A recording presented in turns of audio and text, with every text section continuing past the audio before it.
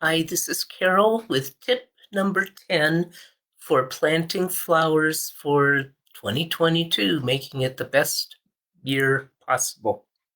Yesterday, we talked a little bit about creating structure in life. And what we're doing is, today I'm giving you my favorite tools for creating structure. The first is the type of planner I use. And basically, my like a day planner, we're looking at setting up a whole month. Plus, there's space to write down your favorite astrology for the month. So that gets done. And then to use the planner, what we're looking at is writing down ideas, assigning them to specific days, and then maybe scheduling them out or putting in a schedule of people. And that helps me keep track. I'm a visual person and it's out of sight, out of mind. So if I use something digital, it's like, forget it. So this is how I survive through the years. You can use any kind of digital calendar, though. If you're that type of person, go for it. Another way to work on keeping track of projects and work is I like Trello.com, which is found, they've got good free course you can try. And with Trello, you get a certain number of free boards and more that you can use for the different topics. And I have book planning on here. I've got assets. I have business building. I've got a board for getting things done. And my getting things done board looks like this. When you click it open, we have my story that I talked about. So I can click on that, enlarge it. You can put in PDFs. I have what I should be doing each week as I start planning. I added a column this week or this year for monthly planning. And then I've got my projects and next after the projects and so on. And each of these boards, you can move the cards, you can add, remove cards, move them anywhere from one board to the other. And or erase them. It's really, really easy.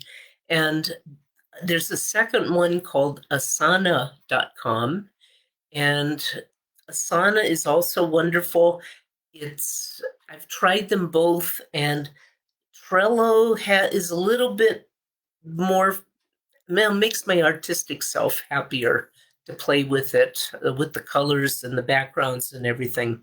But take a look at both of them, give them a try. Another way to help keep structured is to keep track of a journal. Have a gratitude journal or a win-loss journal, whatever you want to say. And every day make a notation, say what's happening. You can find like a 5-year journal where you've got each page. Whoops, we missed a couple days there. I stopped entry, but you only have a small amount of space to enter information. But it takes you through 5 different years, and it's pretty good stuff. You can always go back, look, see what happened, maybe get an idea of how things are going. It's great if you're keeping track of weight. The last type of journal I'll talk about is the bullet journal. And originally they're designed, like a small book like this. And for like January, you would write down the list of days 1 through 31 on the side, add in all your appointments that you know about, and then any things that come up during the month you would put into the rest of it. And then when February comes along, you make a page for February. And I tried it for a while. I prefer my planner pad.